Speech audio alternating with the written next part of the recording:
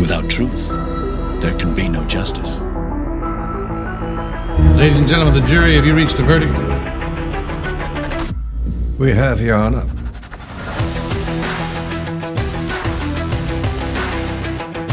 Speak out. Ask those questions. Demand that truth.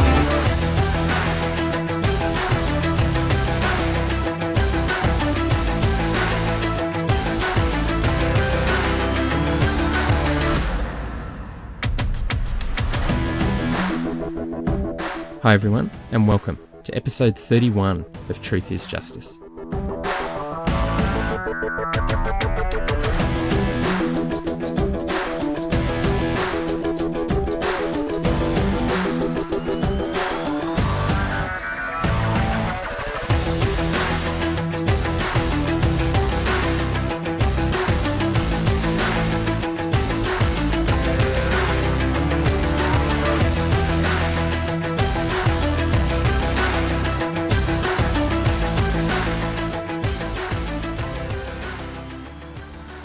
Those of you on our Facebook page will be familiar with the comments occasionally made on the page, suggesting that we achieve very little here at Truth is Justice, other than pointing out the ways in which Bob's analysis is false and misleading.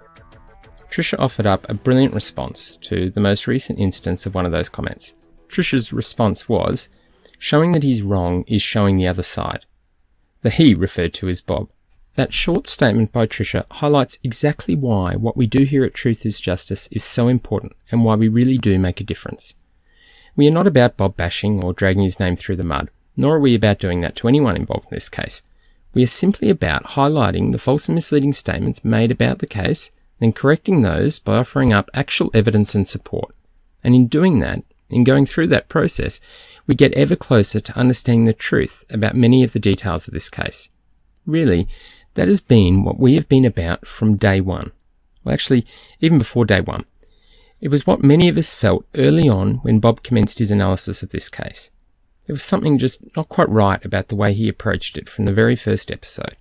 It didn't feel objective or unbiased. It just felt like a matter of, let's try and get an acquittal for the convicted person by presenting the defence counsel's case and running with each of the points that they have made. Trying to generate a wave of public support and placing pressure on the DA's office and almost everyone connected with Sandra's prosecution.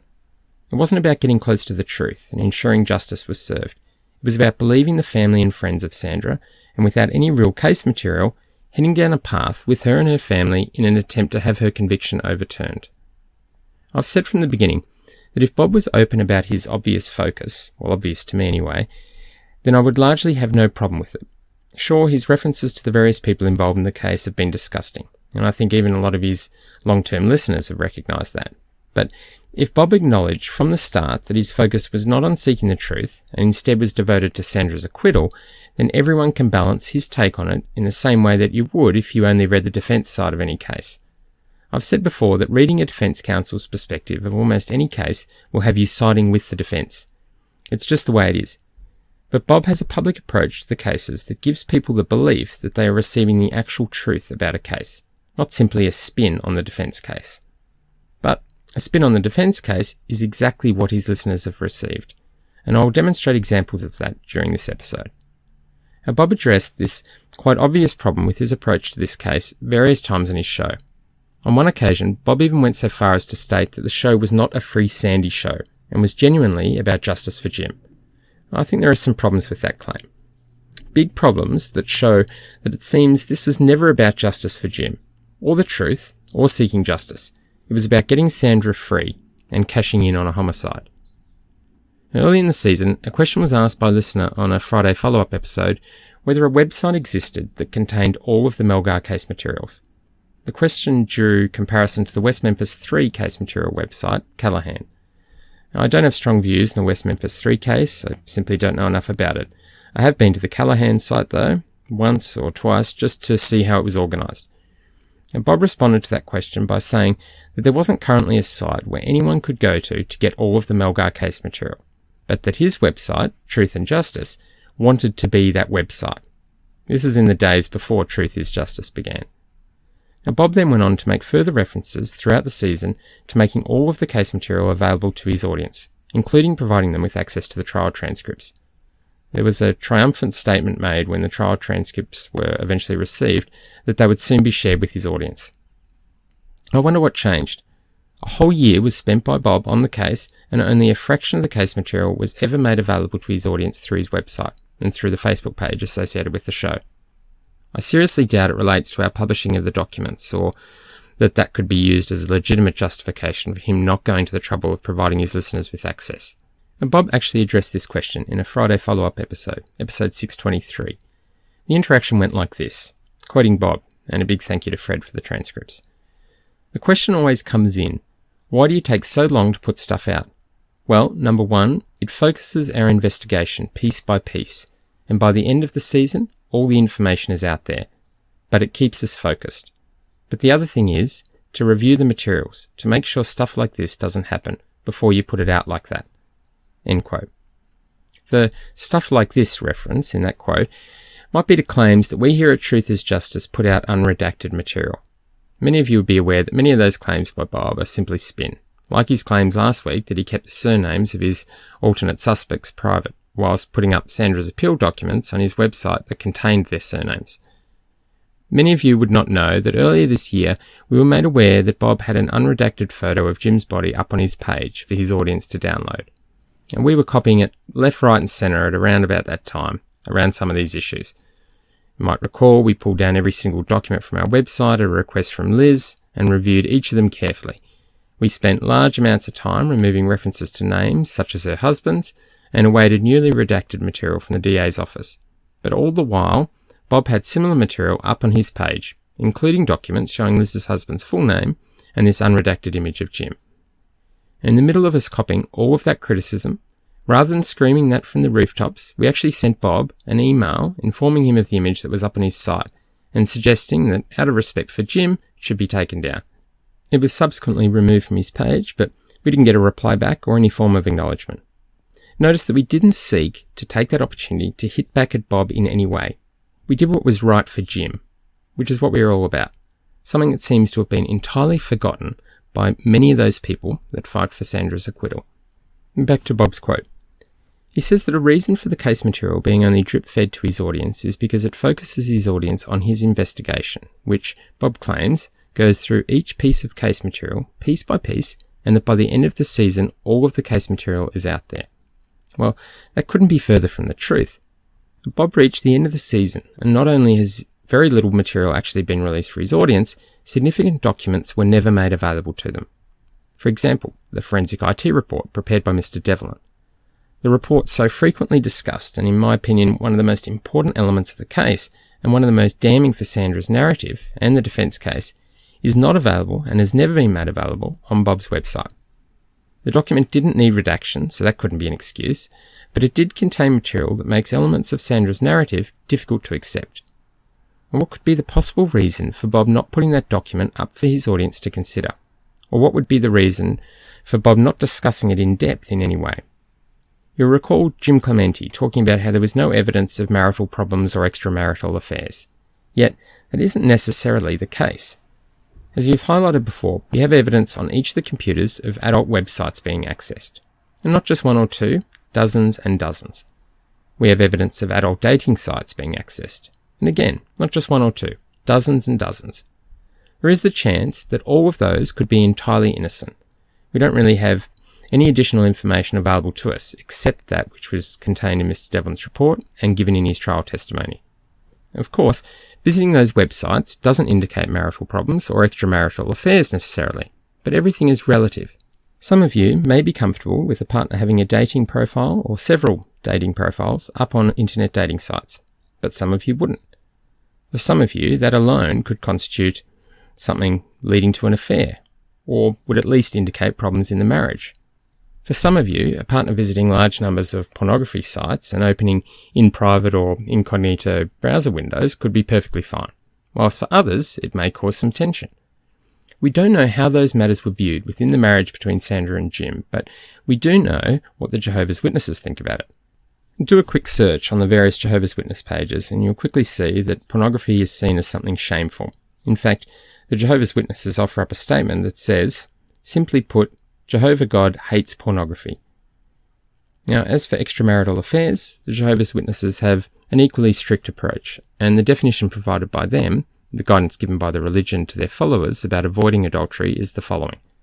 Be determined to avoid pornography, sexual fantasies, flirting, or anything else that could lead you to have sexual interest in someone other than your mate. Now, I raise all of this to demonstrate a point about this forensic IT report. It contains a lot of very useful information to better understand the case and intimate aspects of the relationship between Sandra and Jim and their personal activities online. Not releasing that report and not going into any real detail and discussing it can in no way reflect a leave no stone unturned approach to the reinvestigation. And that wasn't the only important document to not find its way to Bob's audience through his website. The amended DNA report, the one that replaces the original, is not available and has never been made available on Bob's website. Importantly though, the original report has been referenced by Bob when discussing the DNA matters in this case. Interestingly, the original report, which importantly did not form part of the trial record, was arguably more beneficial to Sandra's defence than the amended report that replaced it. I don't know the reasons behind why that report was not provided or was not discussed in any detailed way, but again, I don't know how Bob can claim a thorough investigation without providing the actual DNA report that was used at trial and the report that is part of the trial record. Now, there are a number of interesting side notes to both of these reports. First, the amended DNA report. Recently, Lizz has offered up some intriguing comments containing suggestions that, with the help of Ms. Zellner, some new DNA insights will be offered up in the coming months. Actually, I think the wording she used was that some information might come out at the end of the summer. Now let's take a closer look at how that matter has been handled. Many of you would be familiar with unknown female number 1. DNA from unknown female number 1 is found on various items swabbed at the home, including, as noted in the amended DNA report, the earring with the stone and on some swabs taken of the jewellery boxes. What is interesting here is that the DNA which indicates that there is an unknown female number 1 could very easily be confirmed as being Lizz, or just as easily, Lizz could be excluded as the contributor. This matter was dealt with significantly at trial, and I think if you read through the way Ms. Barnett addresses it, you will likely be of the opinion that the DNA results referred to as unknown female number 1 are most likely from Lizz. If you get a chance, have a read through Ms. Barnett's cross-examination of Mr. Quattaro, the defence's DNA expert. It's very interesting. The point I wanted to make here is that it would be a relatively simple process to rule Lizz out if that was what the defence wanted to do. And many of you would realise that clearly they wouldn't want to do that. From a defence perspective, it's better to be able to point to unknowns. It helps with the reasonable doubt position, and it helps with public opinion and support. And Ms. Zellner has had access to the DNA records of this case for some time now, months. And it's been noted how Ms. Barnett was very accommodating with respect to meeting with Ms. Zellner and ensuring she had access to all of the case material that she needed. Despite that access and the period of time with which Ms. Zellner has been working on the matter, we haven't heard a single mention of the unknown female number 1 results. And to me, that suggests a couple of possibilities. First, that no further testing has been performed on the unknown female number 1 results. My suspicion would be that that would be on purpose to ensure that unknown female number 1 remains unknown for strategic defence reasons. And the second possibility is that it has been matched to Lizz's DNA and Lizz has been confirmed as unknown female number 1. But that has been kept quiet, again, for strategic defence reasons and to maintain public support. The big issue with this, though, is Bob's handling of it. He would be aware of those scenarios that I just pointed out, being that it's better for the defence to keep the unknown female number 1 unknown. But importantly, that is entirely inconsistent with his focus on justice for Jim and understanding the full truth and ensuring justice has been served. Where were the tough questions by Bob to Lizz? Questions such as, has your DNA been compared to the DNA from unknown female number 1 since Ms. Zellner took over and gained access to all of the relevant materials? If not, why not? Instead, we've had absolute silence on the matter. How is it in the best interests of justice for Jim and for a better understanding of the truth for that to remain a mystery? Quite simply, it isn't. It is a better strategic approach for Sandra, but that is all.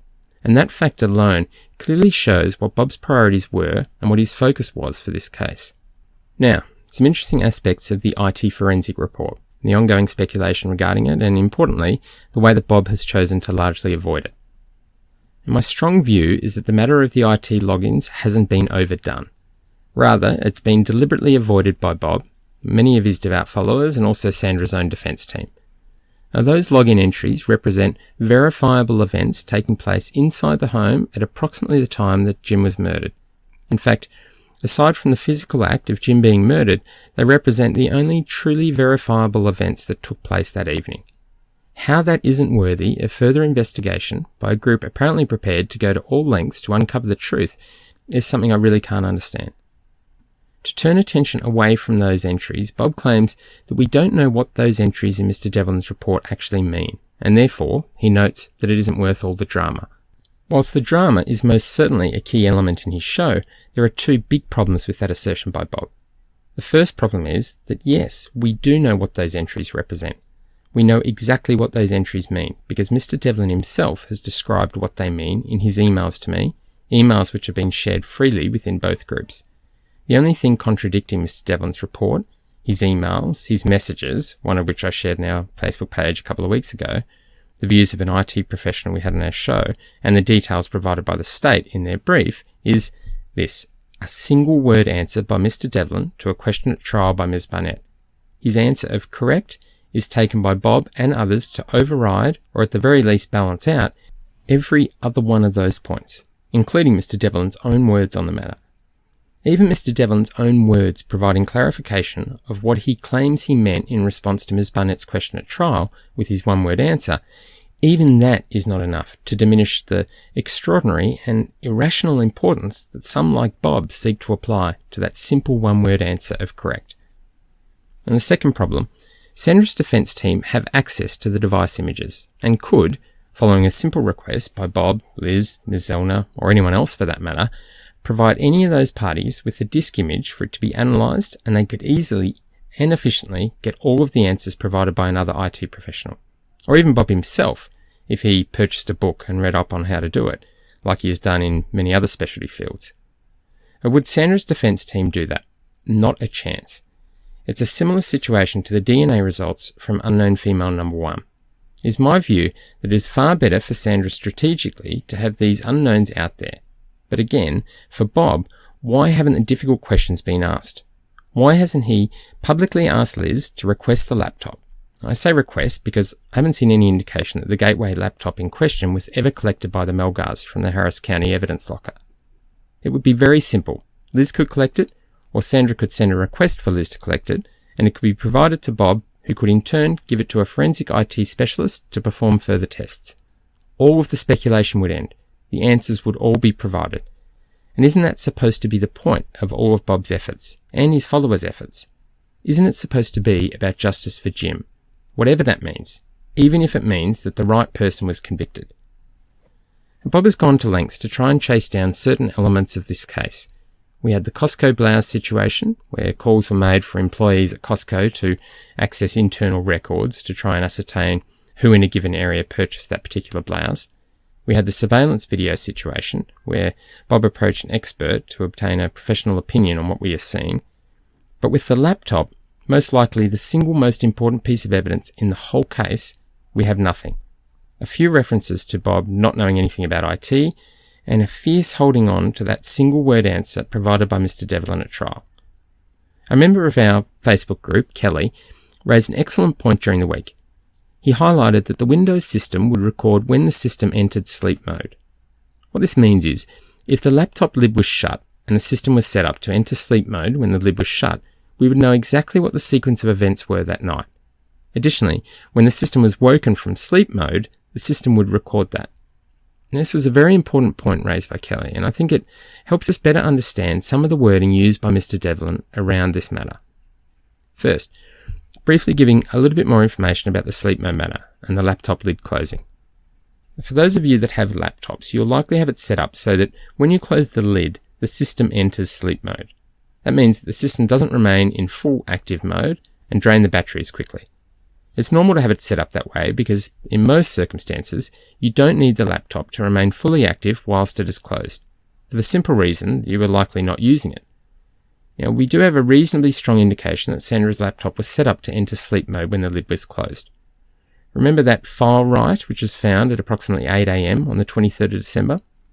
Well, that confirms that the laptop wasn't out of battery prior to that time. It would be unlikely that the laptop would have remained fully active, so not in sleep mode, for over 8 hours on battery power.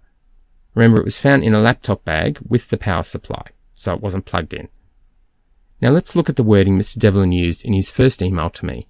In talking about how to determine whether someone was actively engaging with the laptop, Mr. Devlin says, and to quote, "You need look at the user activity within the other system and registry files to see if the computer was being actively and continuously manipulated or whether it was powered, signed into, and just left to sit." End quote. The problem is, we know that it wasn't powered, signed into, and left to sit. That is a scenario that we know didn't happen. We know that the laptop was found closed and in a laptop bag with another laptop. Mr. Devlin would have been able to ascertain exactly what events happened on the laptop and when they happened. He would have been able to determine, actually he still could determine this, when the laptop lid was likely opened and closed, and not just the last times, he could determine every time that happened over all of those hours. With that information, it could be determined to the second what events took place in the home that evening. And this is where it is very interesting that Bob has seemingly taken no action towards looking further into this. If Bob requested, and Lizz or Sandra declined, to allow the laptop to be further analysed, fine. But that in itself would say a lot about the true focus on understanding this matter better. Now forget the Christmas lights timer across the road or the analysis of car lights.